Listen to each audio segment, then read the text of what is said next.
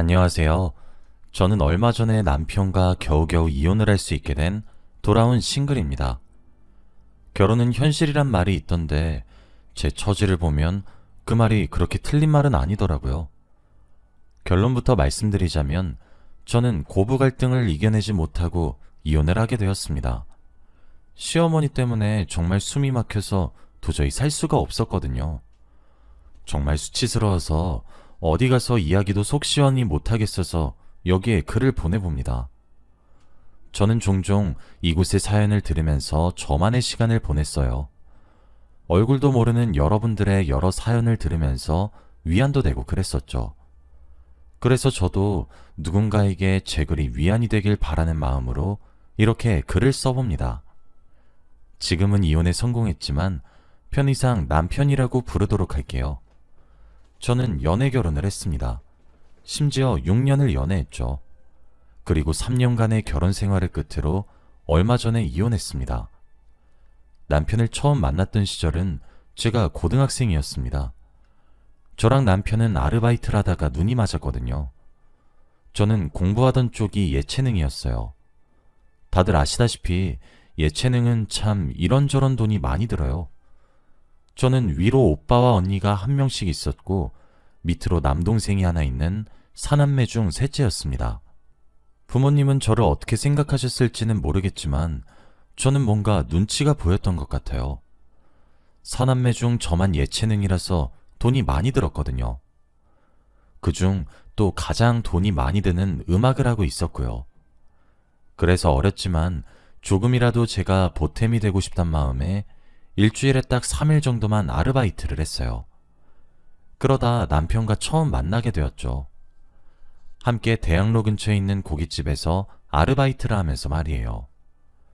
남편은 당시에도 얼굴이 상당히 잘생긴 사람이었어요. 저보다 2살이 많기도 했고요. 꿈 많은 여고생이었던 제 마음을 훔치기엔 안성맞춤이었죠. 게다가 제가 반할 수밖에 없게 행동하기도 했고요. 사실 여자 몸으로 고깃집에서 일을 하면 정말 몸이 고되거든요. 아무래도 체력적으로 여자가 남자보다 약한 것은 사실이니까요. 이것저것 날라야 되는 것들도 무척이나 많고 힘이 많이 들거든요. 그럴 때마다 남편은 저를 참 많이 도와줬습니다. 알게 모르게 무거운 것들을 들고 있으면 무심하게 제목까지 대신 들어주기도 했고 틈틈이 요령을 부려서 함께 땡땡이도 치기도 했죠. 저는 자연스럽게 남편을 짝사랑하게 되었고 그렇게 첫사랑을 하게 되었어요. 함께 고생해서 그런지 정도 빨리 들었고 서로 의지하게 되어서 그런지 자연스럽게 의지하게 되었어요. 그렇게 우린 친한 오빠 동생 사이로 발전을 했어요. 그러다 제가 고등학교 3학년이 되면서 입시에 모든 것을 쏟아 부어야 되는 시기가 왔고 아르바이트를 그만두게 되었죠. 그때 남편이 제게 고백을 해왔어요. 저를 너무 좋아한다고, 군대를 전역하고 나면 진지하게 만나달라고요. 그때가 되면 저도 더 이상 미성년자가 아니라 어엿한 성인일 테니까 정식으로 만나자고 하면서요.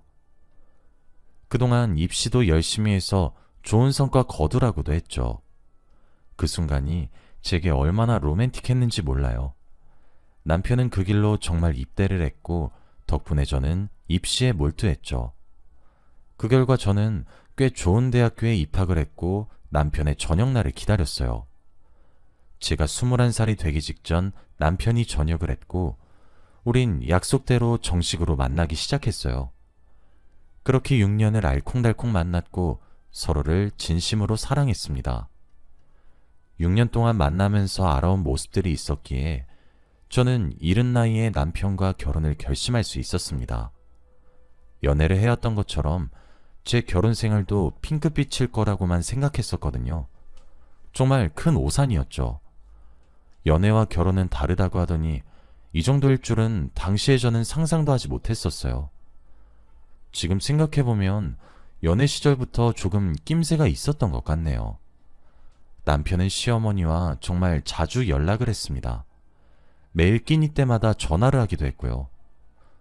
저희 집은 일단 저부터가 사남매여서 항상 북적거렸던 집안이었어요.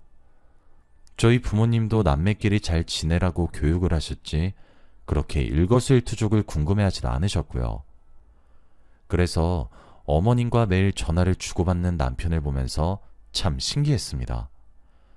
무소식이 희소식이라고 여기는 저희 집과 다르게 느껴졌었죠. 게다가 남편은 좀 어렵게 가진 외동아들이기도 했거든요.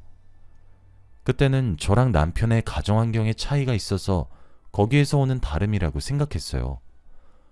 어머니와 자주 통화를 나누긴 했지만 그렇다고 해서 제게 집중하지 않는 것도 아니었고요. 그때는 몰랐죠. 시어머니의 사랑이 병적인 집착이란 사실을 말이에요. 남편과 결혼 이야기가 오고 가기 시작하면서 저는 시부모님께 인사를 드리러 가게 되었어요. 시아버지는 무뚝뚝했고 시어머니는 제게 틱틱대시며 말을 이어나가셨죠. 어렸던 저는 시아버지 행동이 무관심인 줄 몰랐고 제게 틱틱대던 시어머니가 질투를 하실 거란 것도 몰랐어요. 그저 제가 마음에 안 드신 줄 알고 더 잘해야겠다고만 생각했고 다짐했었죠. 남편도 그런 저를 다정하게 품어주고 고맙다 해주기도 했고요. 그런데 그것은 정말 시작에 불과했죠. 생각해보면 상견례를 하던 순간부터 삐걱거리기 시작했어요. 친정보다 시댁의 형편이 조금 더 가난했었어요. 그런데 상견례 자리에서 시어머니가 저희 집에 대놓고 그러더군요. 여자가 결혼할 때 많이 해온다고 해서 남편을 우습게 보는 일은 없으셔야 합니다. 그 말에 저희 온 가족은 얼굴을 굳혔었죠. 그 이외에도 정말 무례함이 느껴지는 막말들이 참 많았습니다. 그래서 하나를 보면 열을 알겠다며 저희 친정에서는 제 결혼을 거세게 반대했어요. 하지만 자식 이기는 부모 없다고 남편을 너무 사랑하는 제 고집을 부모님은 끝내 꺾지 못하셨죠. 그렇게 남편과 우여곡절 끝에 결혼을 하게 되었어요. 하지만 결혼 이후 저는 점점 괴로워져만 갔습니다. 연애 시절에 제가 무언가를 하자고 하면 남편은 그게 무엇이든지 좋다고 하며 함께 했었어요. 무언가를 결정할 때에도 제 의견을 존중했었죠. 하다못해 그날 점심으로 뭘 먹을지까지도 말이에요. 전 그래서 남편이 저를 너무 사랑한 나머지 제게 많은 배려를 해준다고 생각했었어요. 조금 우유부단하고 딱히 엄청나게 호불호를 가리지 않는 성격이라서 제게 잘 맞춰주는 건가 했었죠. 게다가 저는 좀 불같은 부분이 있었는데 남편과 함께 하니까 조금 중화되는 것 같아서 좋았어요. 하지만 사실을 알고 보니 시어머니가 결정해주지 않으면 남편은 아무것도 못하는 사람이더라고요. 시어머니가 하라는 대로만 하면서 자랐던 거였어요. 저와 만나면서도 그날 입을 옷부터 시작해서 모든 것을 시어머니의 손에 맡긴 것은 물론 우리가 연애 시절부터 있었던 사소한 일부터 커다란 일까지 전부 상의했더라고요. 이게 왜 문제가 되었냐면요. 남편이 저와 결혼을 한 이후에도 시어머니에게 모든 것을 맡기기 시작했기 때문이에요. 그게 뭔지를 떠나서 정말 하나부터 열까지 모든 것을 시어머니에게 물어봤고 시어머니의 결정을 따라야 했으며 시어머니가 반대하면 애초에 시도조차 하지 않으려고 하더군요. 제가 남편에게 질문을 해도 남편이 시어머니에게 답변을 들어올 때까지 기다려야 했어요. 남편에게 그러지 말라고 의견을 내보라고 달래도 보고 윽박도 질러봤는데 이게 잘못된 것이라는 인지조차 못하더라고요. 남편과 사는 건지 시어머니와 사는 건지 정말 너무 고달팠습니다. 그래도 저는 진심으로 남편을 사랑했기에 견디려고 노력을 했었어요. 하지만 도가 지나치는 시어머니 행동에 결국 제가 항복을 하고 만 거였죠. 제가 결혼 생활을 하며 알게 된 것은 남편이 마마보이인 것은 문제가 되지 않는다는 거였어요. 남편이 시어머님의 말을 듣는 마마보이 같은 모습은 차라리 다행일 정도였습니다. 문제는 시어머니였거든요. 시어머니가 하나 있는 아들만 너무 아끼는 것이었다면 제가 시댁과 거리를 뒀든가 없든가 무슨 수를 내서라도 두 사람의 교류를 막거나 해결을 하려고 했을 것 같아요. 그런데 그럴 수가 없더라고요. 왜냐하면 제 남편이 시어머니의 말을 믿듯이 시어머니는 어떤 한 무당에게 의지를 하고 있었기 때문입니다. 그 무당과 집안의 대소사를 정말 하나부터 열까지 다 상의하고 있었어요. 제가 이 사실을 알게 된 이유는 시어머니가 직접 제게 그 무당을 소개시켰기 때문입니다. 결혼하고 1년 정도가 되던 어느 날 시어머니께서 저를 끌고 어딘가로 향했어요. 그곳은 그 문제의 무당이 차린 신당이었습니다. 다짜고짜 저를 그곳에 데려가더니 갑자기 제사를 올려야 한다고 하시더군요. 가타부타 설명 하나 없이 저를 데려온 것이 당황했는데 그 장소도 신당이라니 어이가 없죠. 그런 저를 근처에서 빤히 지켜만 보기만 하던 무당이 엥, 저렇게 키가 세서야? 아휴, 하며 고개를 절레절레 젓는 순간 제 뺨이 뜨겁게 달아오르더라고요. 시어머니는 무당이 한숨을 쉬었단 것에 화가 나서 제 뺨을 한 대 후려치고 고분고분 말을 들으라고 윽박을 질렀으며 그것도 모자라서 무당에게 재빠르게 달려간 뒤 제발 기도를 올려달라고 울부짖듯 사정을 하는데 기가 막히더라고요. 물론 저도 가만히 있진 않았어요. 시어머니께 다가가 정신 차리라고 화도 냈고 이딴 거 절대 하지 않겠다고 혼자 산을 내려갔어요. 그리고 그 사건을 계기로 저와 시어머니의 관계는 점점 극에 치닫기 시작했죠.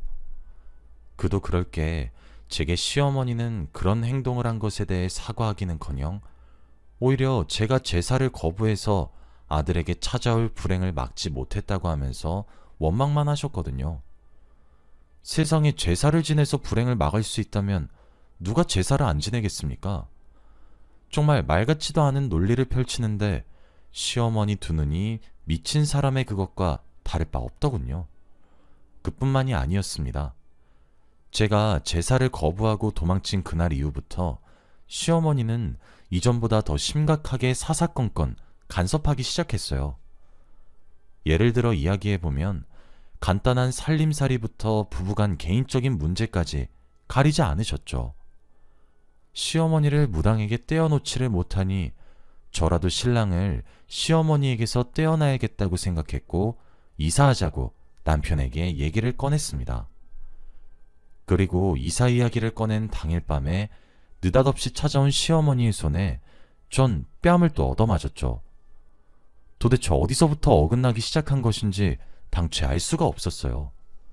남편이 너무 맹목적으로 시어머니를 의지하고 있어서 그런지 그 소나기를 탈출하는 것도 어렵더군요.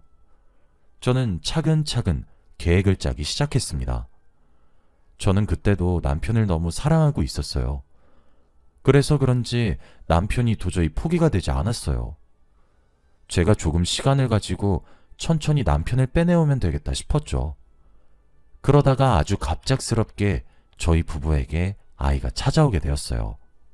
제가 임신을 하니까 남편에게 책임감이 생기기 시작한 탓인지 남편이 점차 줏대를 가지기 시작했죠. 시어머니의 간섭으로부터 저와 아이를 보호하기 시작한 거였어요. 그런데 그런 남편의 변화를 시어머니는 당연히 달갑게 여기지 않았습니다. 뱃속의 아이의 성별을 알 수 있는 시간이 왔을 때 제 뱃속의 아이가 공주님이란 사실을 알았어요. 그 소식을 듣고는 시어머니가 저희 부부를 이간질하더군요. 너희 부부 사이에 딸이 들어설 운수가 보이지 않는다고 하더구나. 또 대체 누구 애를 임신해서 우리 아들 내라고 속이는 거야? 저는 헛소리 좀 그만하라며 시어머니에게 맞섰으나 남편은 그 말에 흔들렸더군요. 제가 남편을 제외하고 어딜 가서 누구를 만났겠어요. 그렇게 간단한 문제였는데 남편은 시어머니의 계획에 넘어가고 말았습니다. 맞다 아니다 서로 결백을 주장하면서 전 임신 막바지에 접어들었어요. 아마 결혼한 지 얼추 2년이 끝나고 3년을 바라보던 때였던 것 같아요. 그날은 제 언니가 임신하느라 고생했다며 저와 오랜만에 데이트를 하고 있었습니다. 그런데 갑자기 언니가 사색이 되더니 정말 눈에 띄게 말을 돌리고 원래 가려던 곳을 가지 않으려고 하더군요. 뭔가 본능적으로 이건 피하면 안 되겠다는 생각이 들었고 저는 언니의 만류를 뿌리치고 언니가 제게 무엇을 숨기려고 했는지 제 두 눈으로 직접 목격하게 되었어요. 그곳에는 제 남편과 시어머니가 낯선 여자와 그 부모님과 마주보고 차를 마시고 있었습니다. 마치 상견례처럼 말이에요. 저는 두 사람이 눈치채지 못하게 살금살금 그쪽으로 다가가서 대화를 엿듣기 시작했습니다. 아이고, 우리 아들이 어찌나 순진한지. 마누라가 외도란 것도 못 알아채더군요. 어휴, 어찌나 드센 여자였던지. 겨우 이혼했다니까요. 사부인, 아드님께서 이혼했단 말은 들었지만 그런 이유일 줄은 몰랐습니다. 아니에요, 사부인. 그런 말씀하지 마세요. 대체 왜 제 시어머니가 남편을 두고 마누라가 외도를 했다고 했는지 이해할 수 없었고, 그 말에 남편이 묵묵부답인 것도 이해할 수 없었어요. 그리고 무엇보다 왜 양쪽 어머님들의 호칭이 쌍방으로 사부인인지도 알 길이 없었죠. 저는 자리를 박차고 일어나 부른 배를 안고 그 테이블로 다가갔습니다. 다가오는 저를 보자마자 시어머니가 사색이 되더군요. 남편은 두 눈이 동그래졌고요. 어머님, 지금 대체 여기서 뭐 하시는 거예요? 제가 크게 소리를 빽 지르자 시어머님이 어쩔 줄 모르더라고요. 영문도 모른 채 상황 파악 중인 상대 여자와 그 부모님들께 이야기했죠. 저 이 사람 마누라입니다. 외도했다고요? 정말 어이가 없네요.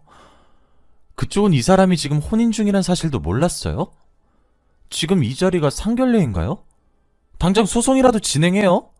지금 제 뱃속의 아이가 대체 누구인데? 제 말에 상황 파악이 끝나셨던 건지 상대 여자와 그 부모님들은 싸늘하게 없던 일로 하자며 자리를 파하고 뒤돌아서서 나가기 시작했고, 시어머니는 그들을 뒤쫓아 나갔어요. 전 오독하니 테이블에 앉은 남편의 얼굴을 보고 이혼을 결심했죠. 시키는 대로 하는 것도 정도가 있어야 되는 건데, 진짜 멀쩡히 임신한 아내를 두고 다른 여자랑 상견례를 시킨다고 하는 게 말입니까? 저는 이혼하자는 말만 남기고 그대로 짐을 싸들고 친정으로 돌아왔어요. 남편은 그제서야 위기감을 느낀 것인지 제게 미친 듯이 매달리기 시작했죠. 스트레스가 컸던 탓인지 저는 예정일보다 50일 정도 빠르게 조산을 하게 되었어요. 딸아이는 인큐베이터에 들어가 2달도 채 버티지 못하고 하늘로 떠났죠. 저는 그때까지도 제게 남의 자식을 임신해왔다고 손가락질하는 시어머니를 보고 있자니 참 허탈하고 기가 차더라고요. 미친 것엔 답도 없다는데 딱 그 말이 저거지 싶었습니다. 저는 저와 제 딸아이의 결백을 증명하고 싶었고 해야만 했습니다. 그래서 제 딸아이와 남편의 유전자 검사를 의뢰함과 동시에 이혼소송을 준비하기 시작했어요. 더 이상 저 미친 집구석에 얽매이고 싶지 않더라고요. 남편은 딸과 자신의 친자관계가 성립한다는 서류를 받아보고 나서야 눈에 씌어져 있던 무언가가 한꺼풀 벗겨졌던 것인지 소송이 아니라 협의로 이혼을 진행하자 하더군요. 그러면서 공동명의였던 집과 차를 제게 넘겨주었습니다. 미안하단 말과 함께 말이에요. 그렇게 저는 생각보다 더 순탄하게 이혼을 하게 되었어요. 그 과정에서 알게 된 사실은 그 무당이 사기꾼이었다는 점과 그렇게 무당이 시어머니 등을 쳐먹어가면서 구시며 머며 해서 받아낸 비용이 무려 5억이 된다는 사실을 알았습니다. 어쩐지 시아버지의 능력으로는 그렇게 가난할 리가 없는데 상견례 자리에서부터 형편이 기운다고 하는 게 좀 의아했었거든요. 시어머니가 알고 보니 시아버지가 그렇게 고생하며 벌어다 준 돈을 엄한 데다 쏟아붓고 있었더라고요. 그 사실이 밝혀지게 되면서 시아버지도 불같이 화를 내셨습니다. 아마 두 분도 갈라서지 싶어요. 시아버지는 이 정도로 시어머니가 이상한 종교에 빠졌을 거라곤 미처 몰랐다고 하시더라고요. 게다가 금액도 금액이라 제가 보기엔 언제가 되었든 걸릴 일 같았는데 시어머니는 저로 인해 걸렸다며 저를 저주하고 있어요. 또 저와 이혼하면서 남편이 정말 미안했다며 울면서 제 손에 집과 차를 주고 떠난 거였는데 그것 가지고도 돈을 내놓지 못하냐 어쩌냐. 아휴, 하루가 멀다 하고 전화가 오고 있어요. 시어머니는 본인 때문에 제가 아이를 잃은 것도 이해하지 못하는 것 같습니다. 정말 저는 하늘에 대해 맹세할 수 있을 정도로 남편이란 사람을 미친 듯이 사랑했었습니다. 하지만 그 남자만큼은 제가 아니더라도 다른 여자도 만나지 말고 재혼은 상상치도 않았으면 좋겠네요. 꼭 시어머니랑 둘이서 천년만년 같이 살았으면 좋겠어요. 저는 이번 기회에 알게 된 점은 부모가 반대하는 결혼에는 뭐든지 이유가 있다고 생각합니다. 저희보다 오랜 세월을 살면서 쌓아온 사람 보는 눈을 사랑에 미쳐 외면하시지 않으셨으면 좋겠어요. 비록 일찍 결혼해서 저는 아직 30대 초반 정도라서 다행인 것 같아요. 이제 앞으로 제게 주어진 미래는 한결 편하고 아름다운 미래만 남겨져 있길 바라며 이만 글을 마칩니다. 여기까지가 제 긴 이야기였습니다. 긴 이야기 들어주셔서